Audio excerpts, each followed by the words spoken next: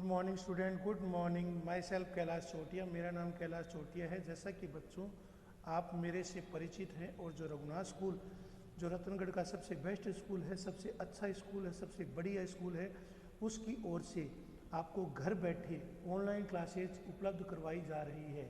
उन online classes में कक्षा 11 में मैं बीएम या व्यवसाय अध्ययन पढ़ा रहा हूँ। हमारा जो पहला अध्याय है वो हमारा चल रहा है, जिसमें व्यवसाय का अर्थ और परिभाषा दी गई है। हमने व्यवसाय की विशेषताओं के बारे में पढ़ना शुरू कर दिया है। हमने कल पढ़ा था कि यह एक आर्थिक क्रिया है, व्यवसाय एक आर्थिक क्रिया है। व्यवसाय का अर्थ, व्यवसाय एक आर्थिक क्रिया है, व्यवसाय एक सेवा कार्य नहीं है। व्यवसाय का उद्देश्य लाभार्जन करना, लाभ कमाना, प्रॉफिट कमाना है। व्यवसाय कोई धर्मशाला नहीं है जिसमें हम सेवा कार्य कर सकें। तो व्यवसाय का उद्देश्य लाभ कमाने से होता है, जीवन यापन से होता है, न कि हम प्रेमवश, दया, सहानुभूति, मोह, सहानुभूति या किसी भावुकतावश कोई काम करें। दूसरा था हमारा वस्तुओं और सेवाओं का उत्पादन। ये सब मैंने आपको अंडरलाइन करा दिए थे। तो वस्तुओं का उपभोक्ताओं के उपयोग के लिए उन्हें सुलभ कराना, और सुलभ कराने से पहले जो भी विभिन्न चरण होते हैं, जो उपभोक्ता तक पहुंचने की क्रियाएं होती है, जिसमें वस्तुओं के उत्पादन, कच्चा माल बनाना, कच्चा माल तैयार, कच्चे माल को तैयार माल में परिवर्तित करना, उसको फैक्ट्री और कारखाने में निर्मित करना, उसकी पैकेजिंग करना, उसकी ब्रांडिंग करना, उसकी MRP, manufacturing date, expiry date, इसके अलावा फिर इन्हें उत्पादन के लिए या बिक्री के लिए उपलब्ध कराना, इनको थोक विक्रेताओं को बेचना, थोक विक्रेताओं से खुदरा के पास और खुदरा से सीधे ग्राहकों तक उपलब्ध कराना। तो एक वस्तु के निर्माण से लेकर वस्तु के अंतिम उपभोक्ता तक की पहुंचने की क्रिया को हम व्यवसाय कहते हैं, व्यवसायिक क्रिया कहते हैं। तो वस्तुओं के उपभोक्ता के उपभोग के लिए सुलभ कराने से पहले व्यावसायिक इकाइयों द्वारा या तो इनका उत्पादन किया जाता है, फिर इनका क्रय किया जाता है। अतः प्रत्येक व्यवसाय इकाई जिन वस्तुओं में व्यापार करती है या उनका या तो स्वयं उत्पादन करती है या उत्पादन के लिए, आपूर्ति के लिए उत्पादकों से प्राप्त करती है। तो वस्तु के उत्पादन से लेकर वस्तु के अंतिम उपभोक्ता तक पहुंचने की समस्त क्रियाएं व्यवसाय कहलाती है। वस्तुएं या तो उपभोक्ता वस्तुएं हो सकती है या प्रतिदिन काम में आने वाली वस्तु हो सकती है, जैसे कि चीनी, चाय, तेल, घी, नमक, मिर्च, नोटबुक, पूंजीगत वस्तुएं जैसे कि मशीन, फर्नीचर आदि। और सेवाओं में कौन कौन सी होती है बच्चों? दो प्रकार की जो उपभोक्ता वस्तुएं, और एक तो प्रतिदिन काम आने वाली वस्तुएं और दूसरी है सेवाओं वाली वस्तुएं। प्रतिदिन काम आने वाली वस्तुएं कौन सी होती है? चीनी, चाय, घी, तेल, नमक, मिर्च। और अन्य वस्तुओं में फर्नीचर, टीवी, फ्रिज, कूलर, ये नियमित रूप से काम आती हैं। दूसरी तरफ कुछ वस्तुएं, सेवाएं हैं, कुछ सेवाएं हैं जिन्हें हम कभी कभी इस्तेमाल में लाते हैं, जैसे कि यातायात है, बस है, ट्रेन है, वायुयान है, इसके अलावा बैंक है, विद्युत है, आपूर्ति है आदि से शामिल की जाती है। तो विद्युत की आपूर्ति भी दैनिक क्रियाओं में आती है, जो उपभोक्ता की सुविधा के रूप में सुलभ कराई जाती है। मानवीय आवश्यकता की संतुष्टि के लिए वस्तु और सेवाओं का विक्रय। तो व्यापार का तीसरा उद्देश्य क्या है? इससे मनुष्य की आवश्यकता की संतुष्टि होती है। तो व्यापार व्यवसाय किसे कहते हैं? तो उन वस्तुओं और सेवाओं का उत्पादन करना जो समाज में अंतिम उपभोक्ता की आवश्यकताओं को संतुष्ट करे, संतुष्टि के साथ साथ लाभ प्रदान करे। उन लाभ के लिए यानी विनिमय, जो विनिमय पर आधारित हो, मुद्रा के बदले वस्तु का लेन देन, मुद्रा एक तरफ मुद्रा चुकाई जाए और दूसरी तरफ वस्तु का लेन देन किया जाए। तो विनिमय पर आधारित हो, जो लाभ पर आधारित हो, लाभार्जन पर आधारित हो। तो वस्तु, सेवा या उत्पाद के बदले पैसे की प्राप्ति या धन की प्राप्ति विनिमय में शामिल होती है। यदि वस्तुओं के यदि वस्तुओं का उत्पादन उत्पादक द्वारा स्वयं के उपभोग के लिए किया जाए तो ऐसी क्रिया को हम व्यवसायिक क्रिया नहीं कह सकते। तो ऐसी क्रिया व्यवसायिक नहीं कहते। जैसे कि कुछ वस्तुएं ऐसी होती है या कुछ सेवाएं ऐसी होती है या कुछ उत्पाद ऐसे होते हैं जो स्वयं के लिए बनाए जाते हैं, जिनका स्वयं का उपयोग किया जाता है।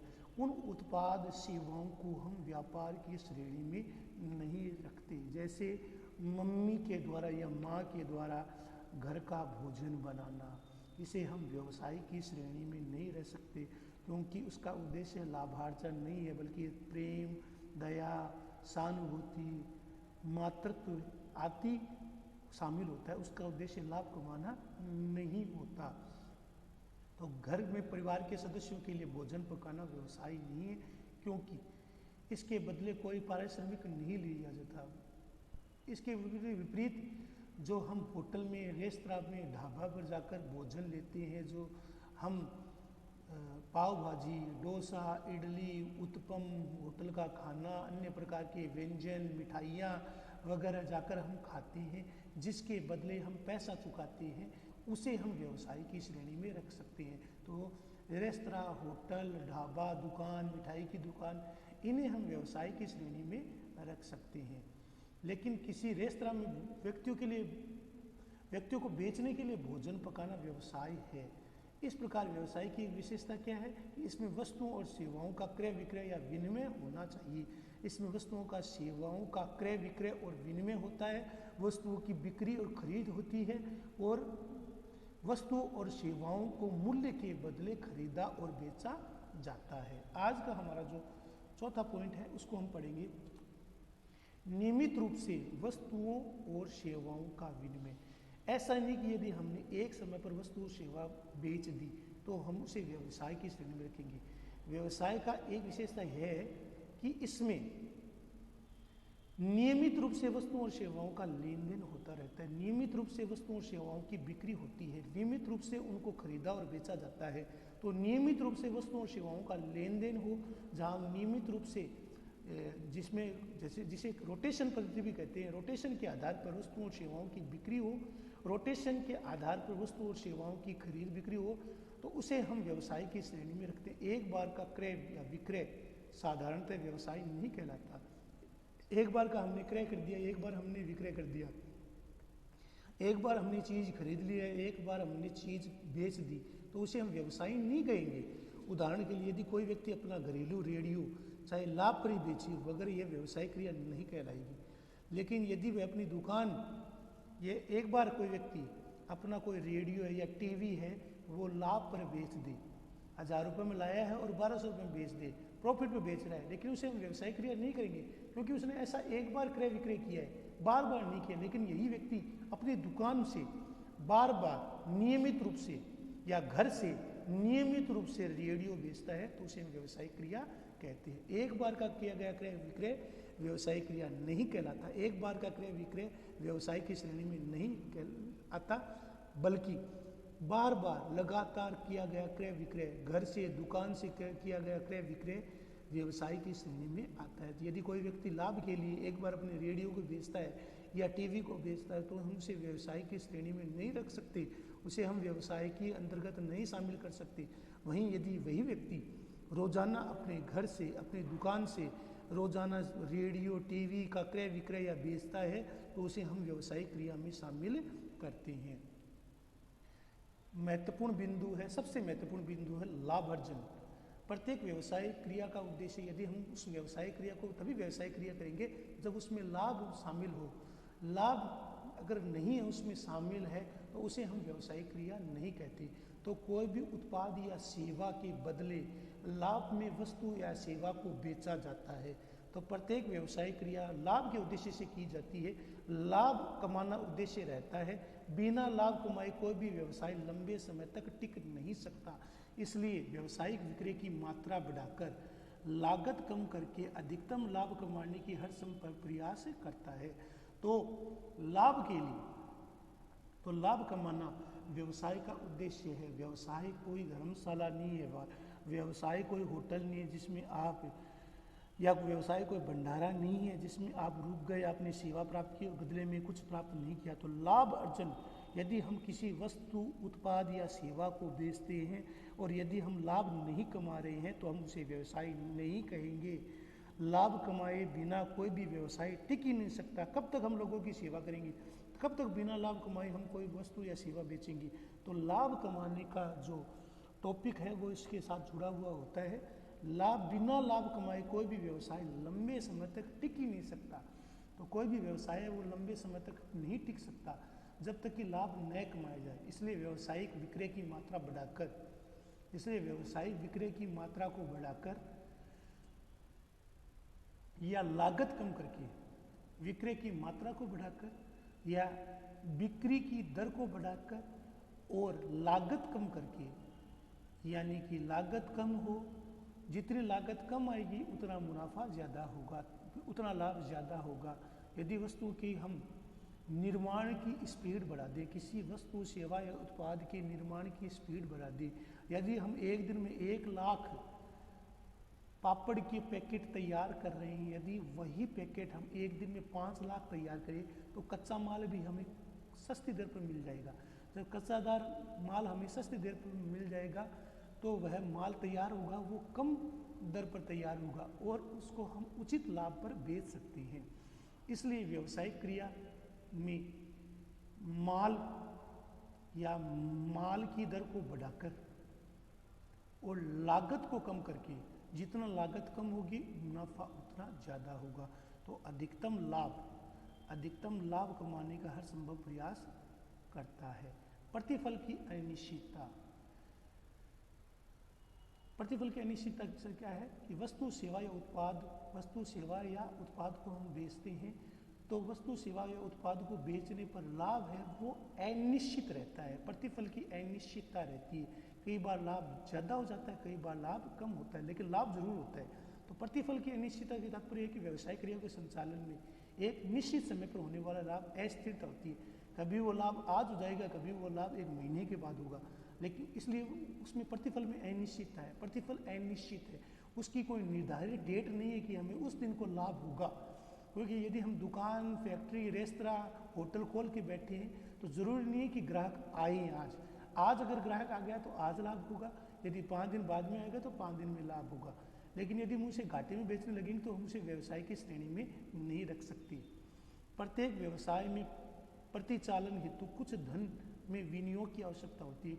यदि कोई व्यवसाय कर रहे हैं तो उसके लिए में पूंजी की आवश्यकता होती है, पूंजी के निवेश की आवश्यकता होती है। पहले रिस्क या जोखिम उठाया जाता है, जोखिम उठाकर उसमें पैसा लगाया जाता है और पैसा उठाकर हम कोई धर्मशाला खोल नहीं रहे, बल्कि हमारा उद्देश्य लाभ कमाना होता है। तो व्यवसाय में विनियोजन में पूंजी का लाभ पाने की आशा से होता है। तो व्यवसाय में विनियोजन है पूंजी लाभ की आशा से होता है। विनियोजन, यदि हम व्यवसाय में पूंजी लगाना चाहते हैं, निवेश करना चाहते हैं, तो उसके पीछे हमारा उद्देश्य लाभ कमाना है, न कि सेवा करना। हम सेवा करने के उद्देश्य से हमने धंधा, व्यवसाय या उद्योग शुरू नहीं किया है, बल्कि हमने इस कारण से या इस लाभ से हमने पैसा लगाया है कि भविष्य में जो हमने लागत लगाई है उसका हमें डबल मिले, हमें उसे मुनाफा मिले। लेकिन ये मुनाफा निश्चित नहीं है कि आज मिलेगा या कब मिलेगा, ये लाभ कितना होगा। लाभ 20% भी हो सकता है, 30% भी हो सकता है, 50% भी हो सकता है, बल्कि यह एक सतत प्रयासों की प्रक्रिया है। इसके बावजूद भी हानि की आशंका हमेशा बनी रहती है। जरूरी नहीं कि लाभ हो, कई बार हमें घाटे में वस्तु को बेचना पड़ता है, लेकिन हर समय लाभ हो और हर परिस्थिति में लाभ हो ये ऐसा जरूरी नहीं है। लाभ आज भी हो सकता है, लाभ 1 महीने बाद भी हो सकता है, क्योंकि लाभ अनिश्चित है। लाभ की अस्थिरता होती है। प्रत्येक व्यवसाय में परिचालन हेतु धन की आवश्यकता होती है। धन के विनियोजन, पैसा लगाया जाता है, धन का निवेश किया जाता है। धन का निवेश इस उद्देश्य से किया जाता है कि वो हमें लाभ देगा, हमें प्रॉफिट देगा या हमें प्रॉफिटेबिलिटी को बनाए रखेगा। तो जो पैसा हम निवेश करते हैं, जो पैसा हम लगाते हैं, वो लगाया गया पैसा जरूरी नहीं कि हमें आज ही उसकी पूर्ति हो जाए, लेकिन ये निश्चित नहीं होता कि लाभ कितना होगा।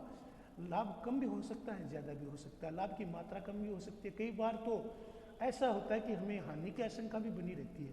तो इसलिए यदि वो वस्तु खराब हो जाए या वो सेवा बेकार हो जाए तो वस्तु या सेवा को हम डिस्काउंट के भी कई बार हमें डिस्काउंट के रूप में भी उसको बेचना पड़ता है, घाटे में भी बेचना पड़ता है।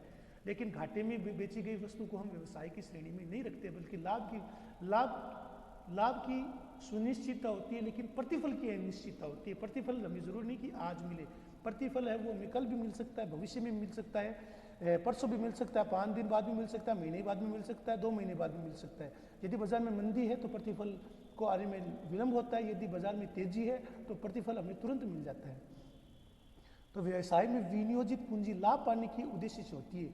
यदि हम व्यवसाय में धन लगाते हैं, पैसा लगाते हैं, पैसा नगद लगाते हैं, लिक्विडिटी रखते हैं, बाजार में कैश डालते हैं या सोना चांदी गिरवी रखकर हम पैसा उठाते हैं, बैंक के पास गिरवी रखते हैं, यदि हम पैसा लगा रहे हैं तो वो लाभ के लिए उद्देश्य से लगा रहे हैं, घाटे के उद्देश्य से कभी पैसा नहीं लगाया जाता। तो हम यदि व्यवसाय का संचालन कर रहे हैं, परिचालन करने, विनियोग लगा रहे हैं, उसमें पैसा लगा रहे हैं, उसमें धन लगा रहे हैं, उसमें निवेश लगा रहे हैं, उसमें अपना निवेश कर रहे हैं, उसमें जोखिम उठा रहे हैं, तो केवल लाभ के उद्देश्य से होता है। लेकिन लाभ जरूरी नहीं कि वो हमें आज ही मिले। लाभ है वो 5 दिन बाद, महीने बाद, 2 महीने बाद, 3 महीने बाद, तेजी मंदी के आधार पर होता है। यदि वस्तुओं की मांग ज़्यादा है, आपूर्ति कम है, तो वस्तु ऊंची कीमत पर बिकेगी, और आपूर्ति ज़्यादा है, मांग कम है, तो वस्तु नीची कीमत पर बिकेगी। लेकिन उसमें लाभ का तत्व या प्रतिफल का तत्व होता है। प्रतिफल जरूरी नहीं कि प्रतिफल की अनिश्चितता होती है, प्रतिफल जरूरी नहीं कि आज ही मिल जाए, लाभ आज ही मिल जाए, वो लाभ हमें महीने 2 महीने बाद में मिल सकता है। तो प्रतिफल की अनिश्चितता होती है। कई बार तो इसके बावजूद भी हानि की आशंका बनी रहती है। तो बाजार है वो उतार चढ़ाव का खेल है। तो प्रतिफल होता है, लाभ का उद्देश्य होता है, लाभ इसमें शामिल होता है, लाभ अर्जन व्यवसाय का उद्देश्य होता है। तो प्रत्येक व्यवसायिक क्रियाओं में लाभ के उद्देश्य से उसमें धन लगाया जाता है, पैसा लगाया जाता है। बिना लाभ कमाए कोई व्यवसाय लंबे समय तक टिक ही नहीं सकता, रह ही नहीं सकता। इसलिए व्यवसाय विक्रय की मात्रा को यदि हम वस्तु की बिक्री या वस्तु का निर्माण बढ़ा देवें, वस्तु का निर्माण है वो हम बढ़ा देवें, वस्तु के निर्माण में तेजी लावें, या वस्तु का निर्माण है वो तेज कर दें और लागत कम करके अधिकतम लाभ कमाने का प्रयास करें। प्रतिफल की अनिश्चितता, प्रतिफल की अनिश्चितता का तात्पर्य क्या है? व्यवसायिक क्रियाओं के संचालन में निश्चित समय में लाभ अस्थिरता भी रहती है। वो आज लाभ आज भी हो सकता है, कल भी हो सकता है, महीने बाद या 1 साल बाद भी हो सकता है। व्यवसाय में जो पैसा लगाया जाता है, निवेश किया जाता है, विनियोजित पूंजी वो लाभ के लिए उद्देश्य से होती है, लेकिन ये निश्चित नहीं है कि लाभ कब होगा, कितना होगा। और कई बार तो प्रयासों के बावजूद भी हमें घाटे की आशंका बनी रहती है। तो ये हमने व्यवसाय की विशेषता पढ़ी है। कल हम 6ठी विशेषता के बारे में पढ़ेंगे। आप जो 6ठी विशेषता है उसको हम समझेंगे। आज का टॉपिक समाप्त होता है। धन्यवाद।